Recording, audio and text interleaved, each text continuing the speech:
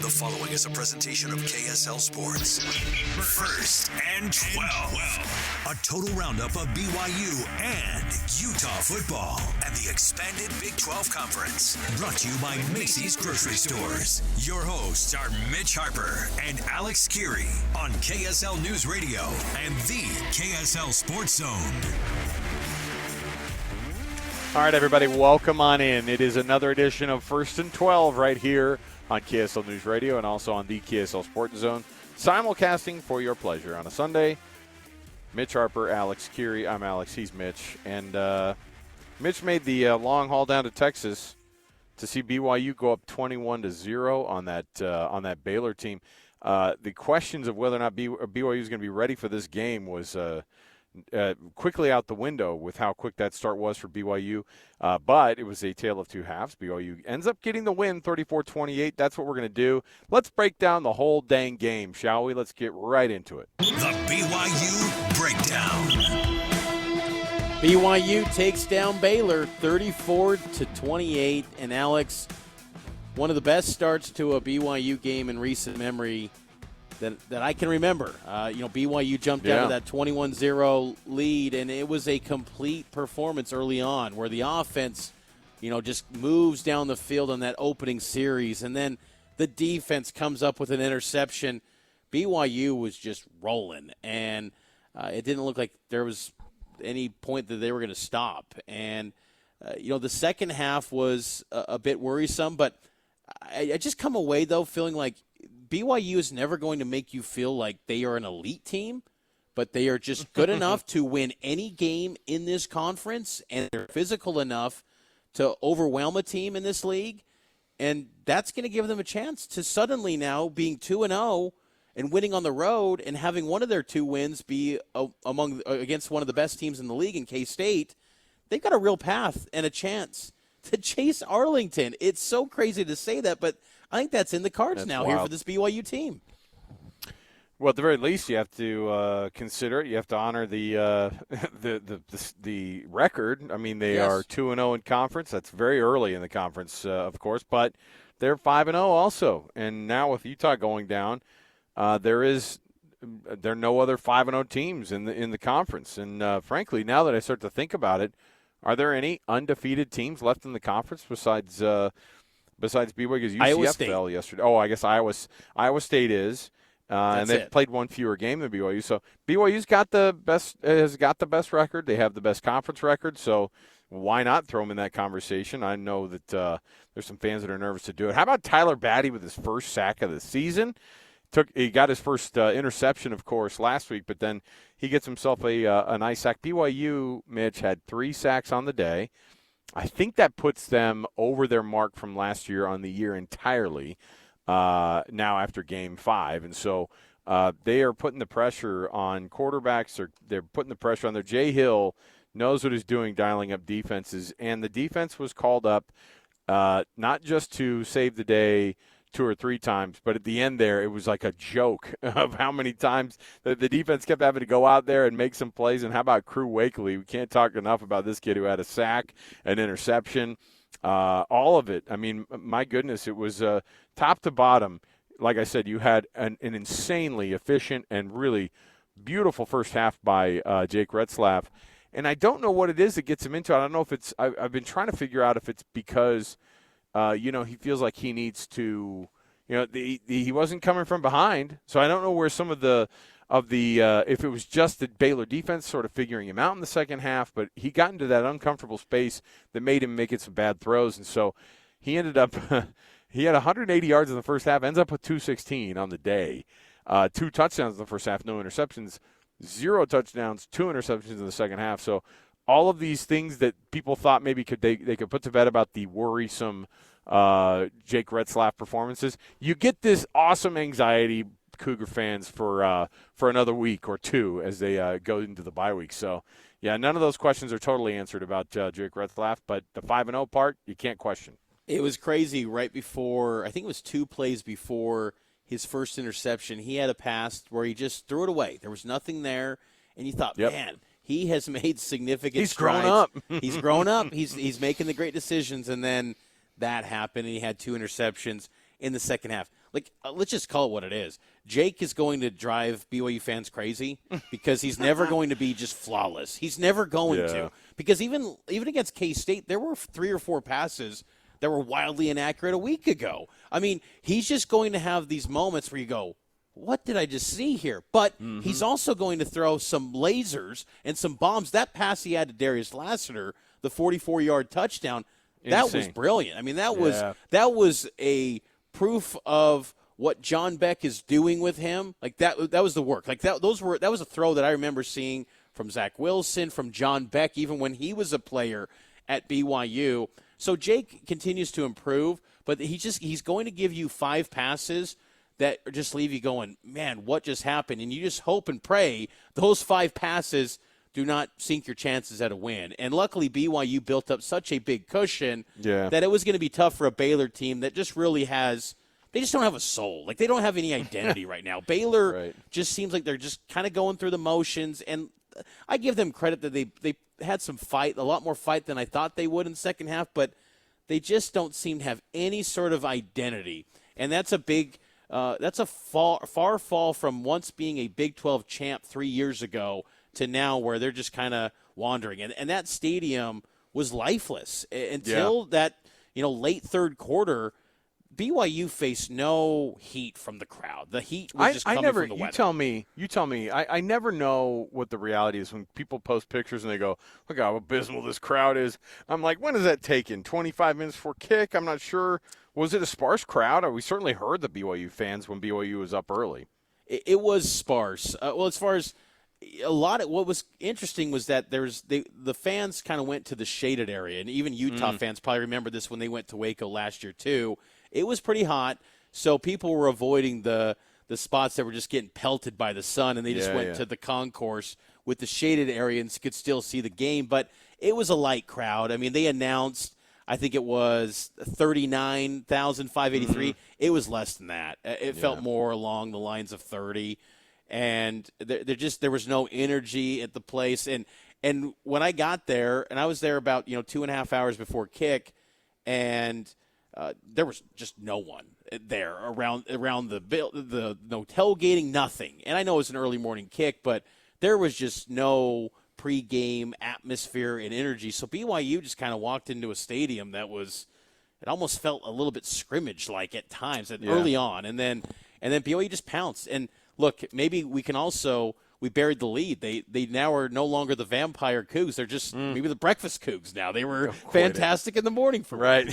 Well, and another one for their last 11 games in those daytime games. Whatever. I throw those stats out, especially considering that we had a Utah team lose at night at home in a blackout, like to a freaking Arizona team. Like, honestly, there were a lot of things that went weird yesterday, and a lot of streaks broken in that sense. So let's not also bury a little bit of the lead, which is the injuries. What do we know about who's out? And when Connor Pay went down in that first series, it was not a good one to have to stretcher him off and see him in a boot later with crutches on the sideline. That's one that feels long term. Yeah, that's the hope has got to be that he's not a season ender. But this could be one that maybe you hate to forecast or make any predictions about it, but it could be one that maybe you're looking at a month where you're not seeing Connor Pay, and that's where BYU's got to their backup second string offensive line did show well without Connor Pay. You saw Sonny Mocassini take over at center, and he emerged as BYU's backup center in the tail end of fall camp when the other options that they were utilizing just weren't really clear-cut second-string centers to warrant that spot behind Connor Pay. Mocassini got that nod, and then Leia Usa and Bruce Mitchell. BYU didn't give up a sack the entire game, and that was noteworthy because Baylor had 8 sacks against Colorado last week. But, Connor Pay is going to definitely be the one to monitor. Harrison Taggart was interesting because he left the field, and it was strange just to see Sione Moa, the linebacker, not the running back. Right. He was in, and that just instantly, from an eye perspective, you're like, wow, that what's going on here? Where's Taggart? He was just on the sideline, no helmet near him, uniform on, and that's typically where you wonder maybe is it protocol deal, but again, you don't have any. You don't want to forecast what that exactly was, but yeah, that one I think Kalani even mentioned in the post game was something that he didn't anticipate that one was going to be super long. He was like, I think he'll get back, and it's the Connor Pay one that hurts the most just because of that. He is. He's the one to monitor, and I talked with TJ Woods earlier in the week about Connor Pay, and he just said, like, the foundation, basically, of this offensive line. And you lose Connor Pay for an extended period, that'll test this team because we the next game is against Arizona, and Arizona looked dang good on their defensive front against Utah. And Utah feels like they got an offensive line that's the best O-line that they've had maybe in a decade. So that'll be a tough test. But the thing is, what's been impressive to me about BYU, Alex, throughout this season so far is that they have dug into their depth. And they've had, to turn to, some second, third string guys in certain spots. And they've performed. They've done enough. And, the running back position in particular, I mean, that group, to me, you hope that L.J. Martin can be back for that Arizona game because you need more from the running backs. You can't have Jake Retzlaff be your leading runner the whole season. I mean, there was the moment in the first half where Baylor committed a late hit and Retzlaff got pushed into the bench, and I thought, oh, no, here's a Cam Rising moment for BYU. Baylor loves that. Baylor loves that move. That's how they get him. That they do. And, you need some running backs to emerge as the featured back. BYU gave Nawahine a massive workload, 19 carries, but it didn't result in much, only 2.7 yards per carry. Well, hey, when Vanderhaar is your third leading rusher of the day, that's probably not the best stat for your punter. Although that was a brilliant call. Another special teams crack move by K-Pop on the week. So that was a fun one to see. There it is. BYU gets the win, though. All those things said, Mitch, BYU gets the win. They're 5-0. Yeah. They're 2-0 in conference play, and frankly, miles ahead of I think where a lot of fans. And now you're going to have to deal with the ire of Kalani Sitake during the week, Mitch, because it's like, you guys didn't believe in us. I told you guys, you stupid media types. He's looking straight at you. He's burning holes in the back of your head with his eyes. I see it. I know it's coming this week. Oh, yeah. The thing is that being in a power conference like the Big 12, for BYU, who's not used to this world, it's no longer about style points. It's just getting the win. And because it used to be, you won 34-28, but this team didn't do so good, and this team didn't do so good, and you didn't do good enough. So this is going to probably ding you. That doesn't matter. No, you know what? Stack up wins. It's a great point. I was actually watching one of the national shows who were doing their quick highlights, and they're like, BYU off to an early lead, and they're talking about Jake Retzlaff, and they showed the throw to Lassiter. They showed the quarterback keeper on the touchdown, and then they go, but Baylor came storming back, but BYU held them. And that was like the end of it. That was just like, but BYU holds on and gets the win. And you're like, you know what? That's probably how you need to look at it. Like, that's it. Doesn't matter anything else. Baylor, who cares? You went down to their place and you played an early morning game and you won it, and that's it. That's all that needs to happen. And I don't, like you were saying, I don't remember the last time BYU getting out to a quick lead like that. All right, we'll take another break. We'll come back. We will listen to Kyle Whittingham and his reactions to this loss to Arizona last night. Bad one for the Utes, bad look, and Arizona suddenly got life in the Big 12. So stay right here with us. More to go. It is 1st and 12. Mitch Harper, Alex Kirry. Stay with us. Read all the stories about BYU sports no one else has heard. Go to KSLSports.com for exclusive columns by BYU insider Mitch Harper. That's KSLSports.com. 1st and 12 here on this Sunday morning. Hope all of you are having a fantastic weekend. It was a wild week in the Big 12 Conference. Week 5 in the books. Mitch Harper, Alex Kirry with you. And Utah grabbed some significant headlines nationally with that upset loss to the Arizona Wildcats. This was head coach Kyle Whittingham after the loss inside Rice X. Okay, not a great night for the Utes. Several areas of concern, reasons for the loss. Number one, excellent job by that quarterback and the receiver. Number 4, terrific players. Those two guys are really good players. Quarterback made some plays, and compliment them. They did a nice job. As far as us, we didn't run the ball nearly well enough. Less than 3 yards to carry. Left points out there. We were horrible in the red zone. Awful. And until we get that fixed, we're going to continue to have problems. Couldn't convert a fourth down. 0 for 4 on fourth downs. So that really was the reason for the outcome. Their offensive kids' ability to make plays. Us not running the football well enough. Leaving points on the field. We should have 21 points in the first half, and we just squandered those opportunities.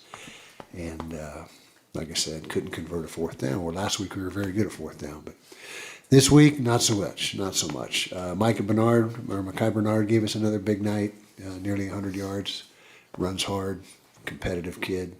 Dorian Singer he was outstanding. Defense, just so for us. Statistically, it was almost dead even. 358 to 364, so not a lot of disparity there, not a lot of disparity in the first downs. But we did not score points when they were there to be scored. So that's the name of the game. You got to score points to win, and we just didn't do it. 10 points will win you probably 0 games in this day and age of football, and so we got to get better. Questions? What specifically are you seeing in the red zone that just isn't clicking? Just we're looking at everything, but starts with me. You got to have a better red zone package, and you got to be. The buck stops right here, and so if we don't have a good enough arsenal of plays, enough creativity down there, then that's something we got to look at. Execution. I'm not going to blame the players though, but sometimes it goes down to being a little off with your timing, or just a little bit off with your execution. But we will work long and hard on it. I can guarantee that in this bye week. And so that's the number one objective right now is red zone production for us as a team. Arizona had a couple of different points on one of their scoring drives where they converted on 3rd and long, 3rd and 11. Yep, quarterback made plays. Yep, he's heck of a Was that the main issue, or do you feel like there was defensive breakdowns there as well? Well, I'll have to watch the tape, but number 4 was that guy will be playing a long time. I can tell you that. He's a terrific player. He's got size, he's got speed, he's got quickness, he's got great hands, he's tough. And he was responsible for some of those conversions. Tight end made a couple nice plays, the tight end group. And the quarterback, that kid gets the ball out so quick, he's difficult to sack. I don't know if we sacked him one time tonight, but he's terrific. Can't say enough good things about his play and the competitor that he is. Isaac threw for 280, but only completed 50%. Yeah, we got to be more efficient there. A couple picks. Actually threw for almost 100 yards more than they did, but theirs were more timely. And again, we left things on the field in the red zone. You can't do that. You just can't do it. I can't say it enough times. And that was the biggest issue that we had. And it's shown up a few times this season now. Kyle, you walked into this game saying that if you guys didn't fix the red zone issues that you had in Oklahoma State, that it was going to catch up with you. And we didn't fix it, and it caught up with us. Right. Exactly. Did you see any of the same things that went on against Oklahoma State happen in this game? I have to really look at the tape. I mean, I don't want me as a cop-out, but I'll have better answers for you on Monday. But we just stalled. We get down to the red zone, and we just stalled. And that's can't happen. I mean, if we want to win, it can't happen. How close was Cam to playing? Really close. Really close. So if there is a silver lining here, we got a week off, and hopefully he's ready to go by then. Did Arizona do anything different on Singer in the second half? No, I mean they'd cheat the safety to him, but nothing. They put number 1 on him. They shadowed him with a big corner for quite a bit of the game, and just like we did with Zamaya on their number 4, they had more success doing that than we did. But nothing radical. Nothing radical. He had 18 targets and 9 catches, I believe, on 18 targets. So they did a pretty good job covering him. What do you attribute to maybe some of these missed tackles or arm tackle type stuff? Yeah, that was discouraging. The defense or tackling has been one of our strong suits for years, and this is back-to-back weeks now. I don't have a tally, but my guess is we're right around 15 or more, just like we had last week, missed tackles. So just got to do a better job of coming to balance, wrapping up. And when we blitzed him several times where we had him dead to rights, unblocked blitzers, but couldn't, he just sidestepped us. We got to come do a better job of coming under control. You can see the frustration, disappointment on the players' faces. Yeah, when they're out here. should hurt. But yeah. it doesn't take away from the ultimate goal. Everyone's probably going to lose a game in this league. How do you refocus? That's exactly what I told him after the game. I said I'll be amazed if if you have one loss if you're not in the championship game. In fact, I told him I guarantee it, and so. That's something that, all is not lost. I don't want to paint the picture that it's, that the season is over, because we got a good football team. We got a really good football team, and we just got to figure out some situational football, like I've said, and have everybody recommit and rededicate themselves and finish the second half of the season strong. We were listening to this earlier, Mitch, and I think you said it too. You go, that sounds like a pretty dejected coach right there. I think it's a worn out. I mean, right after those games, it's just it's a lot of energy just expended, in a very, very loud stadium. It's just a lot. You win those games, you're buoyed up by that adrenaline. When you lose those games, it's just an absolute drag, and that's what it felt like. The whole second half felt like an absolute drag, and I don't know. It happens because it's college football and it's big time football. But Isaac Wilson got the boo birds in the second half, Mitch. And maybe they're booing some of the play calls, or I don't know what. But for the freshman to come in there and have to, have a game like that, Arizona showed up. They were the more physical team. They were absolutely ready for this matchup. And even when their backs were lit, I mean, even when they were, kind of. They had was it one or two missed field goals that they had, because their kicker has an insane leg. He missed 2 field goals, and it could have been even worse of what it was. So I don't know what to think about this one, but yeah, Coach Witt was dejected, and the whole team has got to be absolutely beside themselves, because that is not like them to lose those types of games. And but you want to see Cam Rising in those games. You want to see him in the last time you saw somebody with a phenomenal game with the blackout. You think of that USC 43-42 win that he orchestrated there at that stadium, and it's a very different feeling last night. And what hurts with this loss too, Alex, is that your at-large path to the playoff, because Utah's one of the few teams that you felt like they had at-large possibilities. Mm-hmm. Now you have to win out to get to Arlington, to where then Arlington becomes, okay, got to win it. It's not necessarily a need, but you have to win out now to be in the at-large pool. If you don't win out, you have to win the Big 12 title, or else you're not going to the playoff. And for this team, the playoff felt like it's playoff or bust in a league that the schedule, the setup, it all seemed like it was made for Utah to make a run. So I think that's what makes it a little bit dejecting here for Utah. They'll bounce back, and they could get on a run quickly. But now your margin for error is evaporated. We talked a little bit about that ASU game down in Tempe after this next bye week. I feel bad for Kenny Dillingham's guys, because I know that people are like, well, it's a much improved Arizona State team. Don't care. I don't even know what you're going to see at the quarterback spot. Even if Cam Rising's not back, I can't imagine Utah's not going to go in that game absolutely jacked up, and whatever the reverse is of a letdown, just a blow up, whatever it is. Yeah. I think that's what you're going to see for Utah, and that's what they need to be able to get that bounce back. All right, we'll take the break here. It's 1st and 12 on a Sunday. Thanks for being with us, Mitch Harper, Alex Kirry. Guess what we have next? It is our Big 12 power rankings. You don't want to miss it. Another weird week, and teams are all over the dang place. It's not our fault, Mitch. We just go through and make the picks, man. It's all these teams that are acting super sporadic. So we'll talk about that next. Stay right here. 97.5, the KSL Sports Zone and KSL News Radio. The following is a presentation of KSL Sports. 1st and 12. A total roundup of BYU and Utah football and the expanded Big 12 Conference. Brought to you by Macy's Grocery Stores. Your hosts are Mitch Harper and Alex Kirry on KSL News Radio and the KSL Sports Zone. You know, it's our second year hosting First and 12. Mitch Harper, Alex Kirry with you. And, Alex, I didn't think we'd be having the conversation we're about to have in our next segment right now, these power rankings. The Big 12 Power Rankings, a weekly rank of all 16 programs, from the elite to the bottom dwellers. Let's just unpack these power rankings, Alex, and the conversation I didn't think we'd have, at least this year. The number one spot in the Big 12 power rankings after Week 5, heading into Week 6, the BYU Cougars. Oh, you freaking homer. I knew it, bro. You know we're going to get some of that.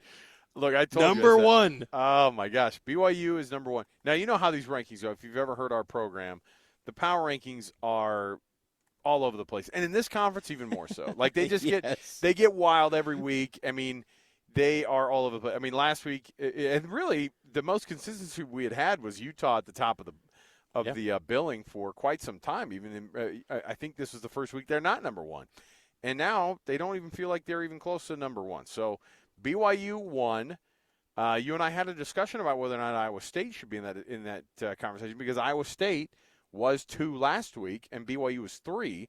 So BYU leapfrogs Iowa State. Was it enough to get that win over Baylor on the road to look like? I think some of it has to do with the fact that some of the teams they've beaten, your SMUs, your Kansas States, are back to being good freaking teams again. And then it just makes BYU look at those wins over SMU, over Kansas State. By the way, Wyoming, I think, blew the doors off of the freaking Air Force Academy yesterday. So there are things going on in this poll that I don't know much about.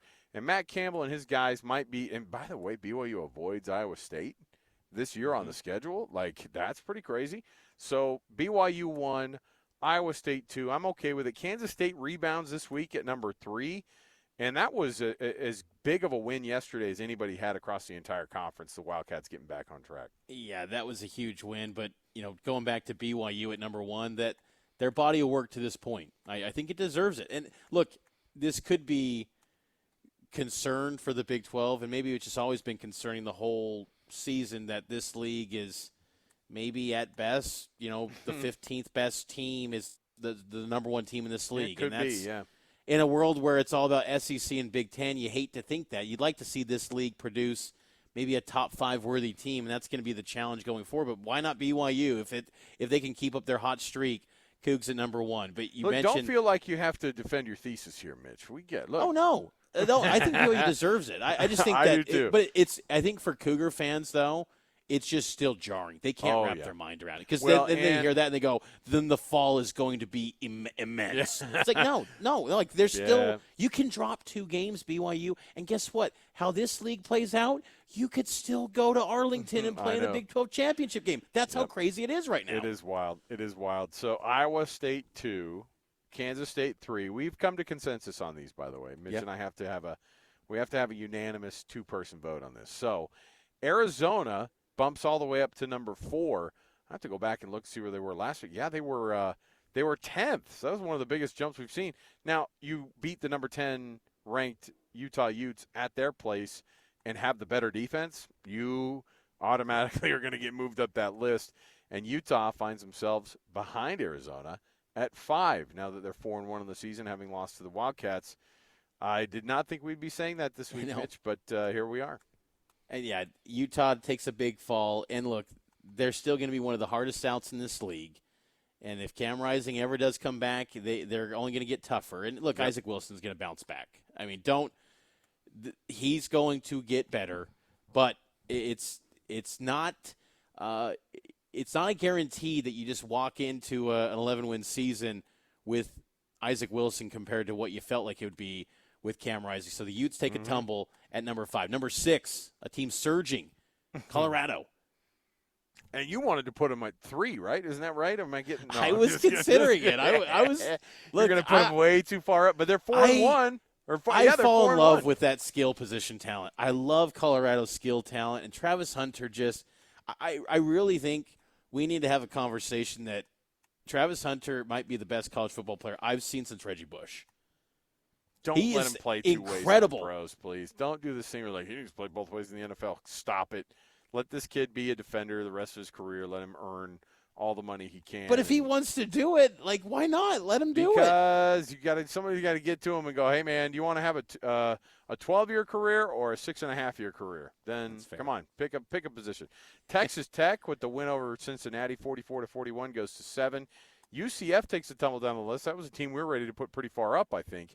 If they would have beaten Colorado down at the bounce house with Utah's result, I think we would have had UCF kind of right there at that Iowa State, Kansas State type level. I don't know if I would have had UCF ahead of Kansas State, maybe behind Iowa State, but that's about it. Arizona State off this week. They're number 9 in the list. West Virginia also, they didn't play this week, right? Now they start to think about it. They were a bye week, yeah. Bye week as well. Cincy starts to move up a little bit on the board. Even though they lost, or 11 is about where they're at. I mean, they moved up the list because I think they've still been a little bit impressive, right? And they put up 41 points, yes. and they were competitive, and it was a good showing.